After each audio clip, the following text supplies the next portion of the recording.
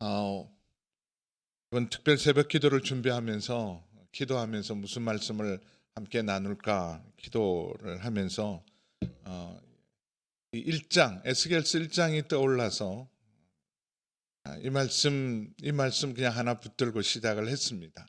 사실은 엄두가 잘 나지 않는 말씀이고 에스겔서의 몇 부분만 이렇게 추려서는 함께 나눌 수 있지만 이 에스겔 48장이나 되는 엄청난 예언서입니다. 그것도 뭐 상상할 수 없는 환상과 비유와 이걸 풀어낼 수 없고 설명할 수 없는 게 많아요. 그럼에도 용기를 냈던 것은 지금 우리 상황에 꼭 필요한 말씀이다. 우선 1장에 보면 포로로 잡혀와 있는 에스겔, 절망, 마른 뼈와 같은 상황. 그런데 그곳에 놀라운 하나님의 영광이 임합니다. 영광이 임합니다.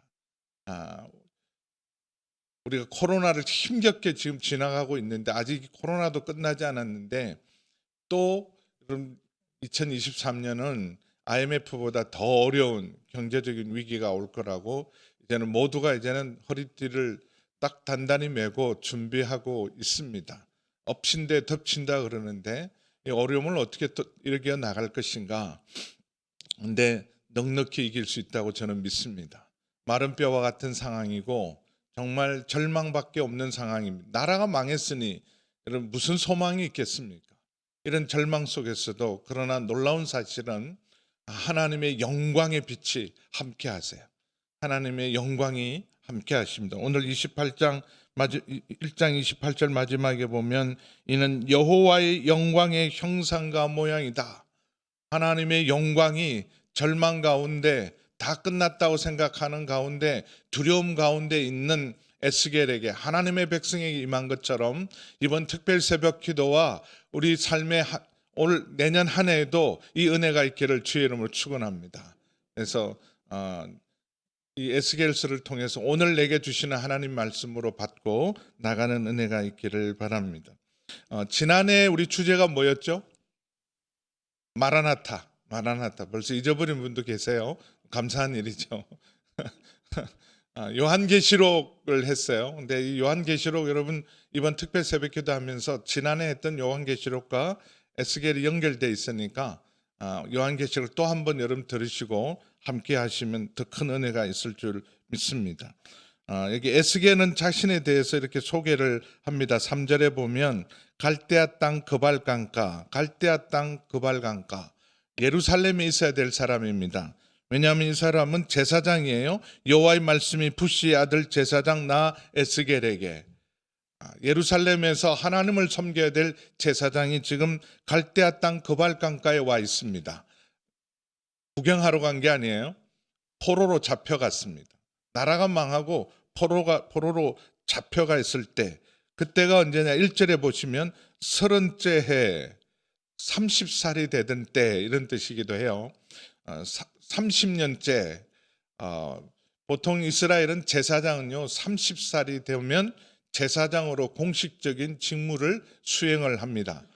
보통은 20세 이상이 되면 이스라엘 남자들은 부름을 받아서 주님을 섬기고 레위인들은 20살이 되면 하나님을 섬기지만 제사장은 더 준비해야 돼요. 더 성숙해야 돼요. 그래서 제사장은 30세가 되어야 제사장 노릇을 할 수 있습니다. 이제 30세가 되어서 하나님의 성전에서 하나님을 섬겨야 될 에스겔이 지금 포로로 잡혀와 있습니다. 그래서 벌써 포로로 잡혀온 지도 2절에 보니까 5년째나 됐어요. 5년째. 한 해 두 해도 아니고 5년째 포로로 잡혀온 상황입니다. 그 4월 5일 날 그발 강가에 사로잡힌 자 중에 있을 때 난민 캠프, 포로 캠프에 지금 잡혀와 있습니다. 근데 이때 놀라운 사실은 하늘이 열렸어요. 하늘이 열렸어요. 여러분 삶에도 하늘이 열리기를 축원합니다. 이번 새벽 기도에도 하늘이 열리기를 축원합니다. 하늘이 열려야 살 길이 생기고 소망을 가질 수 있습니다. 근데 역사적 배경에 대해서는 2절에 보면 여호야긴 왕이 사로잡힌 지 이스라엘이 망할 때 1차, 2차, 3차 바벨론의 공격을 받습니다. 그래서 1차, 2차, 3차에서 공격을 받을 때마다 나라가 아주 절단납니다. 부서지고 무너지고. 근데 1차, 2차 이러면 정신 차리면 돼요. 아직 완전히 망하지 않았으니까. 근데 1차 때 왕도 사로잡히고 또 그때 잡혀간 1차 때 잡혀간 사람이 다니엘입니다. 다니엘. 인재란 인재는 다 잡아갔을 때 1차 때. 1차 때가 예수님 오시기 605년이었고 두 번째 여호야긴 왕이 두 번째 침공으로 사로잡혀 갑니다. 그래서 597년에 또 한 번의 침공이 일어나서 또 완전히 나라가 거들이 납니다. 열왕기하 24장 10절에서 14절 이 여호야긴 왕은 마지막에서 두 번째 왕이에요. 여호야긴 다음에 시드기야 왕으로 끝장이 납니다. 그래서 열왕기하 24장 10절에서 14절 보면 그때 2차 바벨론 침공으로 나라가 아주 거들이 나고 그리고 포로로 또 한 번 포로 사건이 일어나는데 그때 바벨론 왕 느부갓네살의 신복들이 예루살렘에 올라와서 그 성을 애워싸니라. 11절 계속 그의 신복들이 애워쌀 때 바벨론 왕 느부갓네살도 그 성에 이르니 바벨론 왕이 친히 원정을 온 거예요. 굉장한 사건이에요. 유다 왕 여호야긴이 그의 어머니와 신복과 지도자들과 내시들과 함께 바벨론 왕에 나가매 왕이 잡으니 때는 바벨론 왕 8째 해였더라. 그가 여호와의 성전에 같이 읽죠. 시작. 그가 여호와의 성전의 모든 보물과 왕궁 보물을 집어내고 또 이스라엘 왕 솔로몬이 만든 것 곧 여호와의 성전의 금그릇은 다 파괴하였으되 여호와의 말씀과 같이 되었더라. 그가 또 예루살렘의 모든 백성과 모든 지도자와 모든 용사 만명과 모든 장인과 대장장이를 사로잡아 가매 비천한 자 외에는 그 땅에 남은 자가 없었더라. 이렇게 해서 잡혀가서 5년째 되던 때 그달 넷째 달 초다새에 하늘이 열리고 그리고 하나님의 영광을 봅니다. 하나님의 모습이 내게 보였다. 근데 원래 이 사람은 제사장이에요. 근데 제사장이 선지자로 부름을 받습니다. 제사장의 역할과 선지자의 역할은 좀 달라요. 제사장은 백성을 위해서 하나님 앞에 중보로 나가고 백성을 위해서 하나님 앞에 가서 용서를 구하고 백성을 위하여 하나님 앞에 가서 축복을 받는 사람, 얻어내는 사람이 제사장입니다. 또 하나님을 대신해서 백성을 축복한다면 선지자는 하나님의 입장에서 백성들에게 나와서 하나님의 말씀을 백성들에게 전하는데 보통 선지자가 축복의 메시지를 전하는 것이 아니라 정죄와 심판의 메시지를 전하는 사람들이 선지자입니다. 그래서 제사장 역할과 선지자 역할이 좀 다른데 선지자 중에 제사장 출신이 둘이 있어요. 대표 여러분 잘 아는 예레미야도 제사장입니다. 제사장인데 선지자로 부름을 받고 에스겔도 제사장인데 선지자로 부름을 받습니다. 그래서 하나님의 영광이 보이면서 특별히 3절에 보시면 나 에스겔에게 특별히 임하고 끝났다고 생각했어요.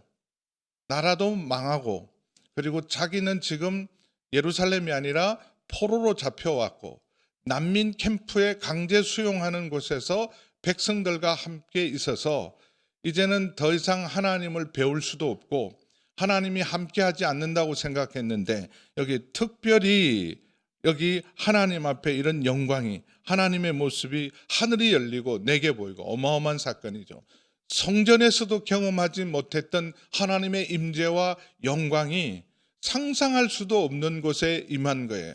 절망의 땅에 마른 뼈와 같은 상황에 하나님이 하늘 문을 여시고 특별히 임하시고 여호와의 권능이 에스겔 위에 임하면서 계시가 열리고 하나님의 말씀이 백성에게 주고 온 세상에 외칠 하나님의 말씀이 주어집니다.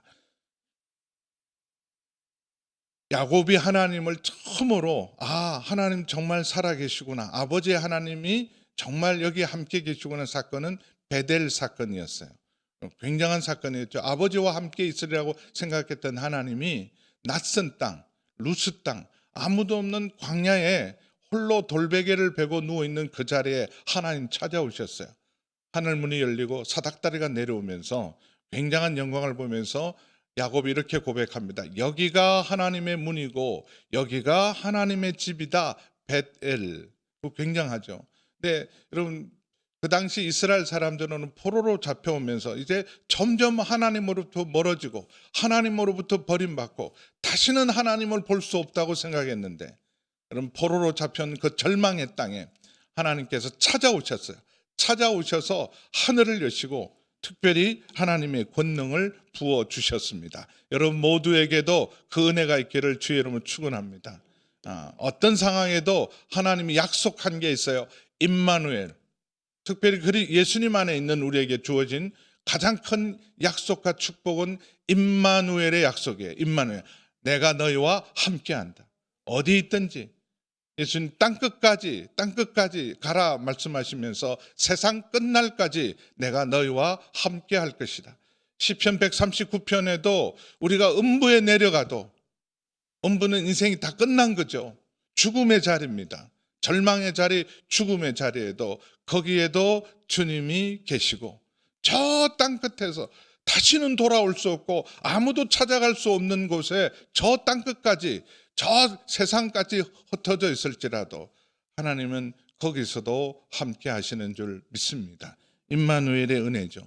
여러분, 어떤 상황과 어떤 환경 속에서도 내년에 어떤 일이 일어날지라도 우리 하나님 함께 하시고 주의 영광이 여러분과 함께 하기를 주의 이름으로 축원합니다. 병상에서도 함께 하세요. 사망의 음침한 골짜기를 지나갈 때도 함께 하십니다. 근데 이 하나님의 영광이 네 가지 비전으로 오는데, 상황은 4절 같이 읽습니다.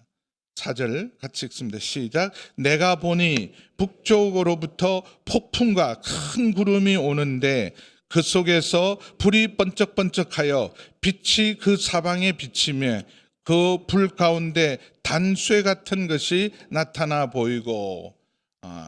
이게 에스겔서를 보면서 주제로 잡은 거예요. 먹구름과 하나님의 영광의 광채. 우리 잠깐 자료화면 그럼 참고로 하는 거예요. 여러분 흔히 보는 겁니다. 흔히 보는 걸 더 강렬하게 자료화면, 여러분 이렇게 먹구름 속에 서광이 비치죠. 그래서 구름이 캄캄하면 태양이 사라진 것 같아도 여전히 먹구름 위에는 태양이 여전히 빛나고 있습니다. 비행기를 타고 가보면 막 비가 오고 폭풍이 쳤는데 일단 구름 위에 올라가면 우리가 거기 여전히 태양이 있어요. 여러분 먹구름이 영원할 것 같지만 먹구름은 사라집니다. 그러나 여러분 태양은 영원한 줄 믿습니다. 여러분 재앙이 여러분 폭풍같이 우리의 삶을 다가올지라도 지나갑니다. 그러나 하나님의 영광은 영원한 줄 믿습니다. 또 하나 자료화면 보세요. 비슷하게 저렇게 막 폭풍 속에서 폭풍과 먹구름이 막 몰려오고 있어요. 위협이죠. 재앙이죠. 북쪽으로부터 오는 폭풍과 먹구름. 언제나 이스라엘, 우리도 그렇죠. 지금 북쪽의 위협이 심각하잖아요. 지금 막 어마어마한 지금 원자탄 이런 엄청 그걸 북한이 준비하고 있고 그 위에는 중국이 있고 그 위에는 러시아가 있어요. 근데 이런 북쪽은 언제나 위협과 재앙의 상징입니다. 북쪽으로부터 폭풍이 불어온다. 북쪽으로부터 먹구름이 몰려온다는 것은 이미 지금 한번 나라가 거들났어요. 근데 지금 두 번째 1차, 2차 지금 짓밟힌 거 아니에요? 이미 한번 나라가 거들났는데 또 한번 거들나고 그것도 마지막이 아니라 또 폭풍이 몰려오고 있습니다. 3차 때는 완전히 망하거든요. 근데 2차 때까지만 해도 아직 하나님의 성전은 예루살렘에 있었어요. 근데 3차 때는 하나님의 성전까지도 돌 위에 돌 하나 남지 않고 다 파괴될, 거기에 대한 경고이기도 하죠. 북쪽으로부터 몰려오는 폭풍과 큰 먹구름. 근데 그래서 끝났구나, 절망이고 아무 소망이 없는 것 같지만 여러분 그 폭풍과 큰 먹구름 뒤에 하나님의 찬란한 영광의 광채가 비칩니다. 그 속에서 불이 번쩍번쩍하여 빛이 그 사방에 비침에 저는 서광 정도가 아니라 더 자세히 보니까 그 안에 불 가운데 하나님의 보좌의 영광이 나타납니다. 그래서 네 가지 하나님의 보좌 중에 첫 번째가 내 생물의 환상이 5절에 보시면 그 속에서 내 생물의 형상, 이 내 생물은 하나님의 수호 천사들이에요. 내 생물이 일단 나타났다는 것은 하나님의 임재가, 하나님이 나타난 거예요. 하나님의 보좌가 지금 여기 온 거예요. 원래 궁창 위에 전혀 움직이지 않는 하나님의 보좌가 여러분 이동을 하셨어요. 원래 하나님의 보좌의 자리는 어딘가? 성경적 세계관에 보면 하나님의 보좌는 북극성 위에 자정하고 계신다. 그 믿음의 사람들 이렇게 보니까 모든 별들이 다 움직여요. 근데 움직이지 않는 별이 딱 하나 있는데 북극성이에요. 북극성은 안 움직이니까. 그러니까 다 움직여도 움직이지 않는 보좌. 이사야 14장을 보면 하나님의 보좌 북극성 위에 자정해 계신, 움직이지 않는 온 우주의 중심이 되시고 움직이지 않은 견고한 보좌, 북극성 위에 자리 잡고 계시는 하나님의 보좌가, 근데 이번에는 여러분 예루살렘도 아니고 시내산도 아니고 성막도 아니고 하나님의 임재와 영광이 제일 먼저 모세 때 시내산에 임합니다.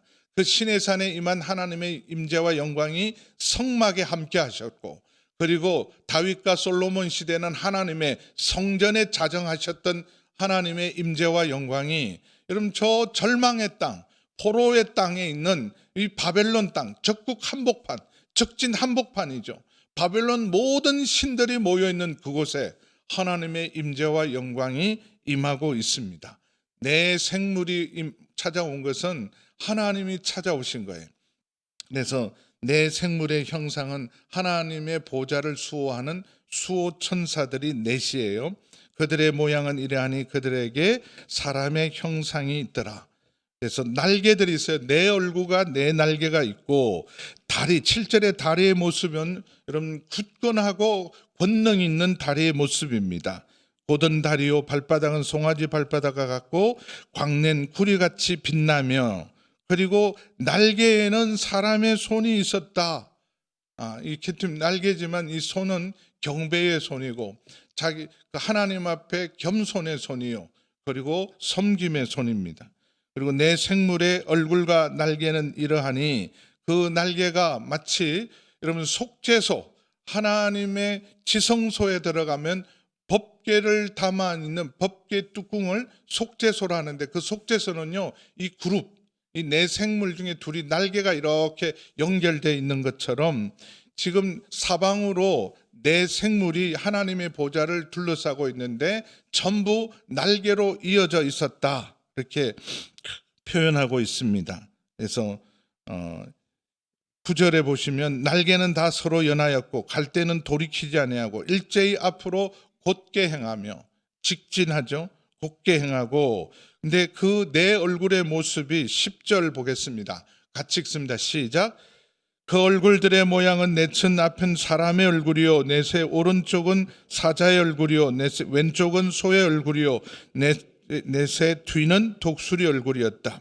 요한계시록도 동일하게 요한이 하늘이 열리고 하나님의 보좌를 봤을 때 그 네 생물의 얼굴이 동일하게 기록하고 있습니다. 요한계시록 4장 6절에서 8절 보겠습니다. 요한도 밤모섬에, 그럼 가장 모든 그 포로들이 잡혀갔을 때 절대로 그곳에는 가고 싶지 않은 곳이 있다면 밤모섬입니다. 포로로 잡혀가서 강제 노동하는데 살아서는 나올 수 없는 곳, 지옥 같은 곳이 밤모섬이었어요. 그 밤모섬에 지금 요한이 붙들려 왔어요. 여러 차례 고난을 당하고 죽음과 같은 고문도 당하고, 근데 죽어야 될 요한이 끝까지 하나님이 지키셔서 지금 거의 100세 가까운 요한이 이 밤모섬에 유배되어 있었을 때, 그때 그 밤모섬에 마치 에스겔에게 찾아오신 하나님의 영광처럼 그 밤모섬에 요한에게 찾아와서 하늘이 열리면서 보았던 계시와 환상인데 하나님의 보좌를 요한도 봅니다. 그래서 같이 읽습니다. 시작. 보좌 앞에 수정과 같은 유리바다가 있고 보좌 가운데와 보좌 주위에 네 생물이 있는데 앞뒤에 눈들이 가득하더라. 그 첫째 생물은 사자 같고 그 둘째 생물은 송아지 같고 그 셋째 생물은 얼굴이 사람 같고 그 넷째 생물은 날아가는 독수리 같은데 그 네 생물은 각각 6개의 날개를 가졌고 그 안과 주위에는 눈들이 가득하더라. 그들이 밤낮 쉬지 않고 이르기를 거룩하다 거룩하다 거룩하다 주 하나님 곧 전능하신 이여 전에도 계셨고 이제도 계셨고 장차 오실 자다. 요한계시록의 보좌를 지키는 수호 천사들, 천사장도 내 얼굴이 보이는데 사람, 사자, 송아지, 독수리 이 피조물의 모두 어뜸이죠. 사람은 모든 피조물의 어뜸이고 그리고 동물계의 어뜸은 사자고 그리고 가축들의 어뜸은 소고 그리고 날짐승들의 어뜸은 독수리입니다. 하나님 만물의 창조자요 만물의 주관자이신 하나님 모든 피조물을 다스리시는 하나님 그 하나님의 영광을 표현이기도 합니다.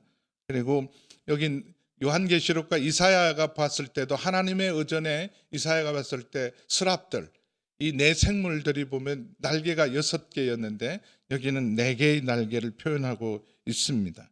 그래서 11절에 보면 그 얼굴이 그래 그 날개의 둘을 펴서 각기 서로 연결하고 또 둘은 몸을 가렸다. 하나님의 거룩한 영광 앞에 천사장들도 하나님을 수호하는 보좌의 천사들도 하나님의 영광 앞에 자기를 가려요. 거룩한 존재들도 우리같이 허물 많고 죄 있는 존재가 아닙니다. 천사장들이에요. 하나님을 수호하는 보좌의 천사들인데도 그 하나님의 영광 앞에 자기의 몸을 가립니다. 그리고 12절에 보면 그 가운데 하나님의 영이 그들을 움직이고 있어요. 성령이 이끄시는 대로 어떤 쪽으로 가면 그 생물들도 그대로 가고 돌이키지 않고 일제히 앞으로 곧게 행하며 여러분에게도 이런 온전한 순종이 있기를 축원합니다. 여러분 순종이 능력이에요. 하나님이 인도하시는 대로 이끄시는 대로 성령이 이끄시는 대로 움직일 때 그것이 온전한 순종이고 능력이 나타나고 어떤 상황도 돌파할 수 있습니다. 그래서 성령이 이끄는 대로 이끌고 그 생물들의 모양은 숯불과 횃불 모양 같아서 그래서 그 외전 용광로에서 그렇게 다른 눈으로 보기에도 눈부실 만한 그런 불꽃 같은 형상의 모습들입니다. 그래서 14절에 보면 번개 모양 같이 빛의 속도로 왕래해요. 이런 보좌가 움직이는데 번개의 속도, 빛의 속도로 움직이면서 자기 백성들과 함께 하시고 보호하시고 그리고 지키시는 우리 하나님이십니다. 15절에 보시면 먼저는 내 생물 하나님의 보좌인데 이 보좌에 보니까 바퀴가 달렸어요. 바퀴의 환상입니다. 시간이 없으니까 15절에서 20절까지는 이 바퀴들이 있어요. 하나님의 보좌가 절대로 움직이지 않는다고 생각했어요. 모든 별들이 움직여도 북극성은 움직이지 않는데 근데 그 하나님의 보좌가 움직이지 않는 보좌가 지금 예루살렘도 아니고 이 바벨론 땅 포로된 그발강가에 지금 와 계세요. 어떻게 와 계시냐? 바퀴가 달렸어요. 할렐루야. 우리 하나님 자기 백성이 있는 어느 곳에든지 함께 하시는 줄 믿습니다. 그래서 이 놀라운 바퀴가 16절에 보시면 그 바퀴의 모양 구조는 황옥 같다. 이스라엘 백성을 제일 무섭게 했던 것은 바벨론의 전차 부대입니다. 어마어마한 전차 부대들 생각해 보세요. 600년 예수님 오기 600년 전 2600년 전에 전차를 가졌다. 우리나라 그때는요 기자조선 시대예요. 고구려도 없었고 신라도 없었고 백제도 없었을 때예요. 근데 그 2500년 전 600년 전에 바벨론은요 마차로 어마어마한 이런 기마병으로 온 세계를 휩쓸었어요. 폭풍처럼 휩쓸었습니다. 근데 그 마차만 보기만 해도 주눅 들고 바벨론의 포로로 잡혀오니까 바벨론의 군대, 바벨론의 마차, 바벨론의 그 여러 가지 나라의 어마어마한 것을 보고 야 이런 엄청난 나라가 우리를 지배했으니 이제는 다 끝났다고 생각했지만 이런 바벨론의 이런 그 마차와는 비교할 수 없는 하나님의 엄청난 하나님 움직이는 보좌의 바퀴가 달렸는데 영광이 비교가 안 돼요. 황옥으로 그냥 바퀴가 황옥이에요. 황금빛 나는 보석이 바퀴로 정교하게 만든 그 바퀴는 사방을 향해서 움직이면 돌이키지 않고 동시에 전후 사방으로 전천으로 무소부재하게 움직이면서 18절에 보면 그 바퀴 둘레에 눈이 달려서 모든 것을 보시고 감찰하고 숨길 수 없는 하나님의 임재를 나타냅니다. 우리가 힘들고 어렵고 외롭고 지쳐 있을 때는 하나님도 함께하지 않고 버림당한 것 같고 지금 내 생편 내 사정 하나님 아무것도 보시지 않은 것 같지만 불꽃 같은 눈동자로 자기 백성을 지키시고 온 세상을 감찰하시는 줄 믿습니다.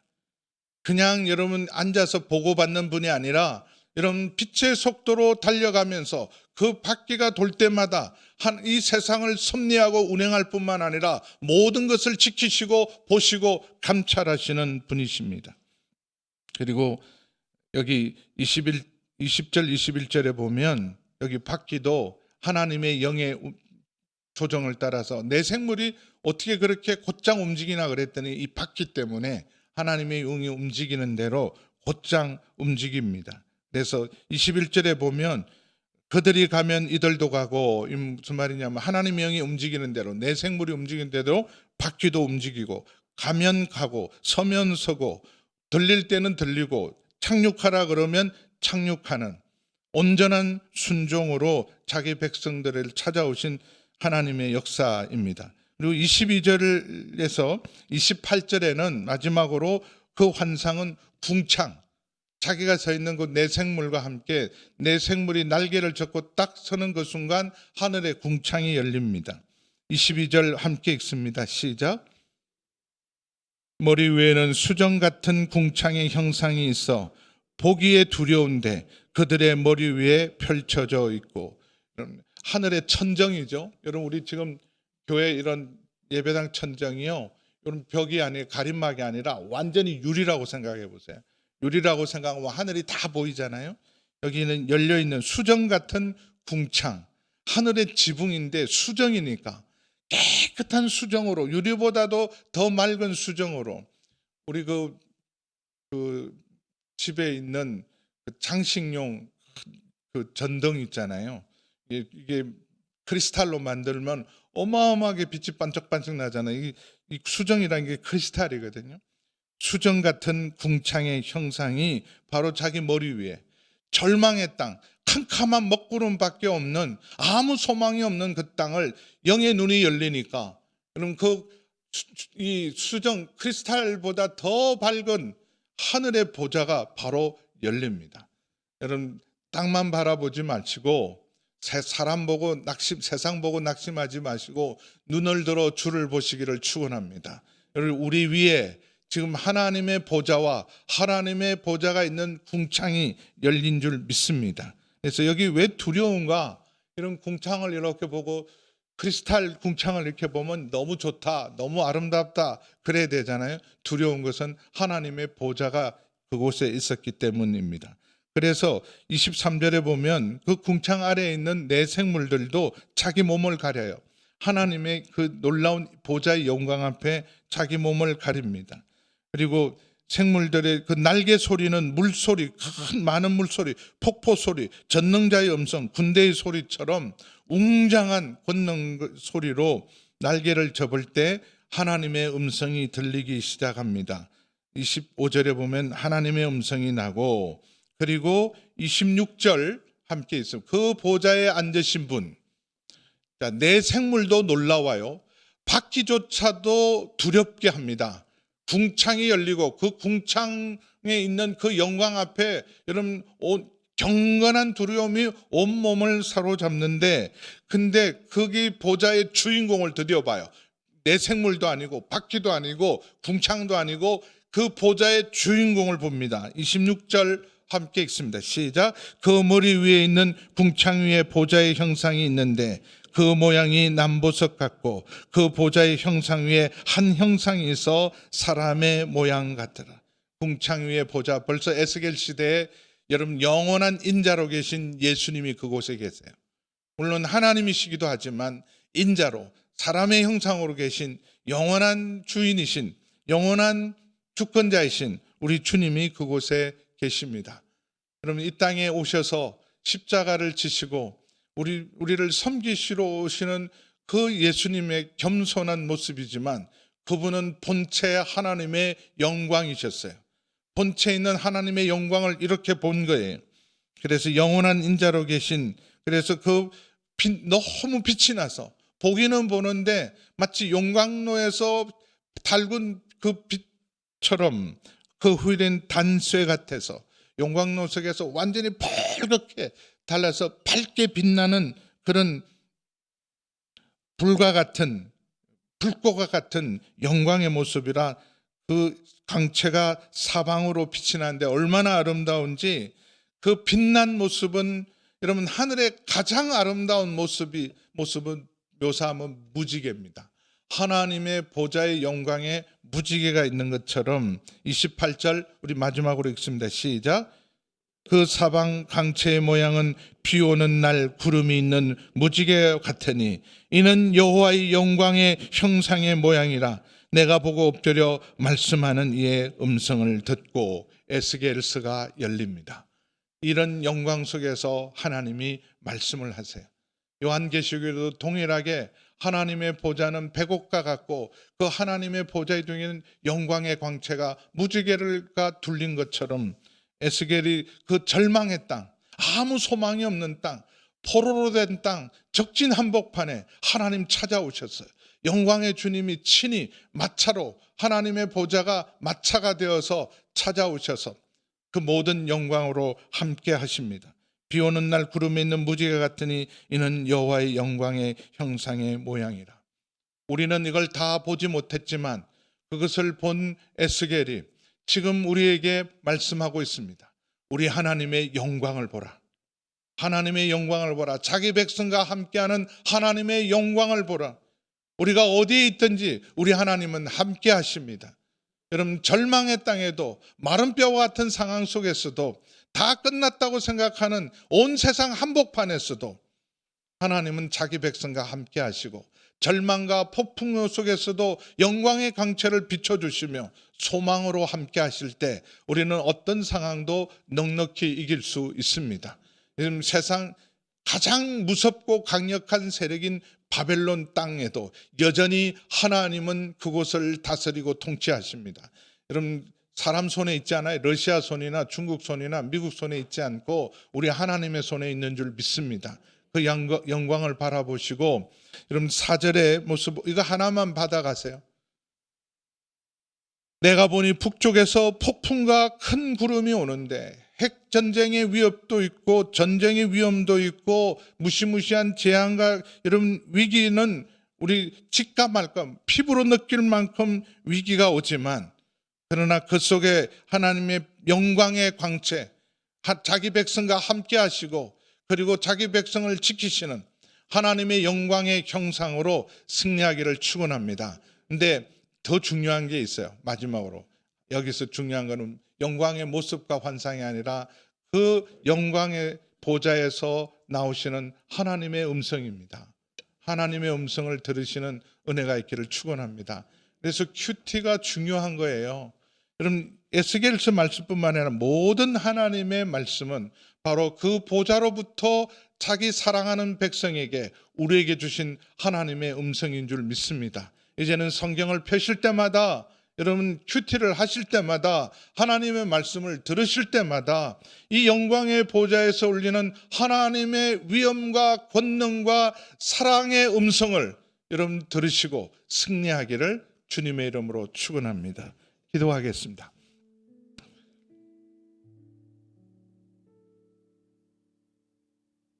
오늘 기도하실 때 하나님 정말 에스겔처럼 절망의 자리에 그리고 하나님 우리 삶에 한 번도 경험하지 않았던 지금도 이미 재앙 가운데 있는데 또다시 불어오는 폭풍과 먹구름이 우리를 두렵게 하고 우리를 누르지만 하나님 아버지, 주님의 보좌의 영광을 보게 하여 주옵소서.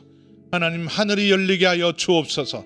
이 40일 특별 새벽 기간 동안 주의 영광의 형상을 보게 하여 주시옵소서. 그래서 그곳에서 들리는 주의 음성으로 일어나게 도와주시고, 아버지 하나님, 그 모든 절망과 두려움과 재앙을 주님이 붙드시는 은혜와 능력으로 승리하게 하여 주시옵소서. 우리 주의 이름을 부르고 함께 기도합니다. 주여, 아버지 하나님, 주님, 이제 에스겔서를 통하여 주의 음성을 듣기를 원합니다. 아버지 하나님, 이미 하나님 우리는 여러 가지 고난 속에 있고, 하나님 아버지 낙심 속에 있고, 절망 속에 있고, 하나님 그것도 부족해서 폭풍과 먹구름은 아버지 하나님 시시각각 우리 앞을 다가오고, 하나님 우리를 두렵게 하고, 하나님 아버지 우리를 더 큰 낙심 속으로 절망 가운데로 몰아가지만, 아버지 눈을 열게 하여 주옵소서. 눈을 열어 에스겔이 본 그 영광을 우리도 보게 하여 주시옵소서.